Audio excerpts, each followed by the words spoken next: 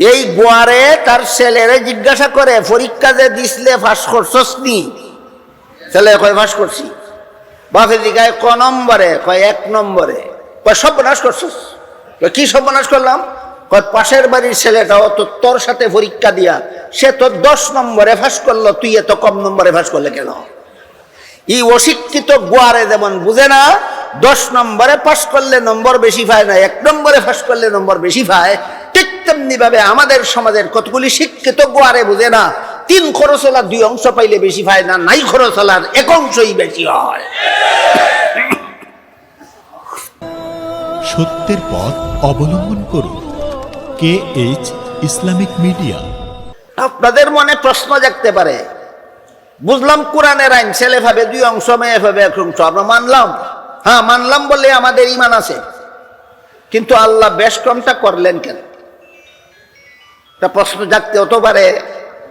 ছেলেকে 1 অংশ দিলেন কেন, 2 অংশ দিলেন কেন, মেয়েকে 1 অংশ দিলেন কেন? তার কারণ হইল আল্লাহর বিবেক বুদ্ধি কাণ্ড জ্ঞান বিবেক বিবেচনা বলতে কিছু নাই, এই জন্য আল্লাহ এই বিধানটা দিছে। যারা এই স্লোগানগুলি দেয় এদের ভঙ্গিতে বোঝা যায় এরা বুঝাইতে চায় আল্লাহর জ্ঞান বিজ্ঞান বলতে, বিবেক বিবেচনা বলতে, কাণ্ড জ্ঞান বলতে কিছু নাই। আপনারাও কি আল্লাহকে এমনই মনে করেন?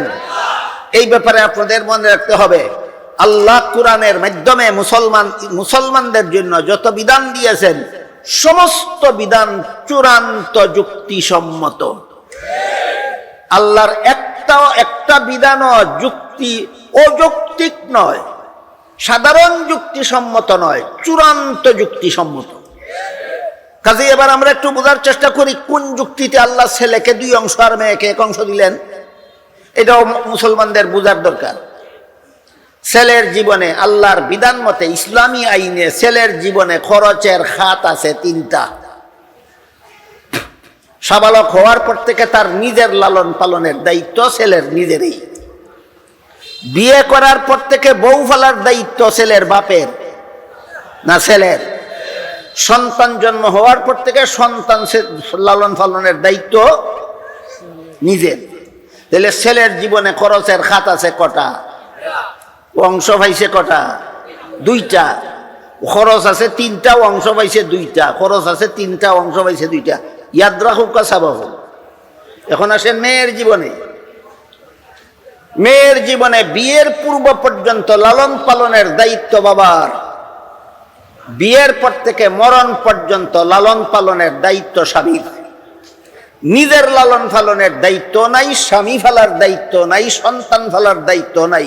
মেয়ের জীবনে খরচ নাই একটাও, অংশ পাইছে 1টা। এবার বলেন 3 খরচওয়ালা 2 অংশ পাইলে বেশি পায় না নাই খরচওয়ালার 1 অংশই বেশি? অত কথা পণ্ডিতের ঘরের পণ্ডিতে বুঝে না, খালি বুঝে 1 থেকে 2 বেশি। বুঝলেন এরা কেতনা বড় জঘন্য পণ্ডিত? 3 খরচওয়ালায় 2 অংশ পাইছে এটা বুঝে না, নাই খরচওয়ালার 1 অংশই বেশি এটা বুঝে না, খালি বুঝে 1 থেকে 2 বেশি। একটা গল্প বলি শুনেন। একটা গন্ড মূর্খ লোক ছিল, লেখাপড়া মোটেও জানে না। এই লোকে তার ছেলেকে স্কুলে লেখাপড়া করতে দিছিল। ছেলেটা অত্যন্ত মেধাবী ছিল। 10 বছর লেখাপড়া কইরা এসএসসি পরীক্ষা দিয়া ফার্স্ট ডিভিশন ফার্স্ট বয় হইয়া পাশ করলো। বুঝে থাকলে বলুন তো তার রোল নম্বর কত হবে? বুঝি শুনি কৌকাছা বহু। Roll number 1। বাপ শিক্ষিত না মূর্খ?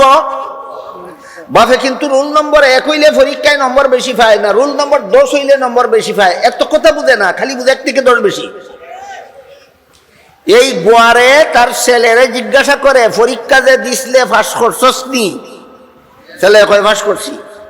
বাপে জিগায় ক নম্বরে? কয় 1 নম্বরে। কয় সর্বনাশ করছস। কি সর্বনাশ করলাম? কয় পাশের বাড়ির ছেলেটাও তো তোর সাথে পরীক্ষা দিয়া সে তো 10 নম্বরে ফাঁস করলো, তুই এত কম নম্বরে ফাঁস করলে কেন? এই অশিক্ষিত গোয়ারে যেমন বুঝে না 10 নম্বরে পাস করলে নম্বর বেশি পায় না, 1 নম্বরে পাস করলে নম্বর বেশি পায়, ঠিক তেমনি ভাবে আমাদের সমাজের কতগুলি শিক্ষিত গোয়ারে বুঝে না তিন খরচলা দুই অংশ পাইলে বেশি পায় না, নাই খরচলার এক অংশই বেশি হয়। সুতরাং ছেলে মেয়েকে পৈতৃক সম্পদে কুফুরি মতবাদ। কেন কুফুরি? সরাসরি কোরআন বিরোধী। কেন কুফুরি? সরাসরি। কেন কুফুরি? সরাসরি কোরআন। আমি কি আপনাদেরকে বোঝাতে পারলাম? মুসলমানের মতবাদ কুফুরি হয় কখন? সরাসরি কোরআন বিরোধী হয় যখন। মুসলমানের মতবাদ কুফুরি হয় কখন? সরাসরি কোরআন বিরোধী হয় যখন। আরেকটা উদাহরণ দেব, শুনেন। পবিত্র কোরআনের সূরা আহজাবের 33 নম্বর আয়াতের শুরুতে আল্লাহ মুসলমান মহিলাদের জন্য দুইটা বিধান দিয়েছেন। কটা? এক নম্বর, কারনাফি বুয়ুতিকুন্না, তোমাদের বসবাসের ঘরে থাকো। এটা আল্লাহর বিধান, মহিলারা বসবাসের ঘরে থাকবে, আল্লাহর বিধান। কোন সূরার কত নম্বর আয়াতে বর্ণিত? সূরা আহজাবের 33 নম্বর আয়াতের শুরুতেই বর্ণিত, মুসলমান মহিলারা বসবাসের ঘরে থাকো। এখন যদি কেউ বলে পুরুষ পথে ঘাটে হাটে মাঠে শহরে বন্দরে যেখানে সেখানে ঘোরাফেরা করতে পারে, বিচরণ করতে পারে, পর্দা লাগে না, বুরকা লাগে না, ছাত্তি লাগে না, মহিলারা কেন বসবাসের ঘরে বসে থাকবে? বসবাসের ঘর কি মহিলাদের বন্দিশালা? কয় কি না?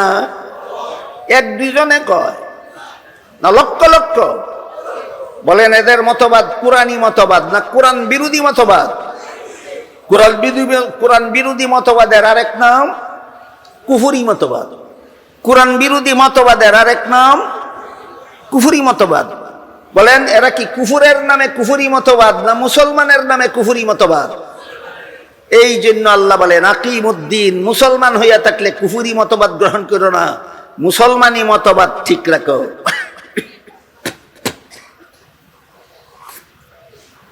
যুক্তিবাদীরা এখানে এসব প্রশ্ন করবে, কোন যুক্তিতে?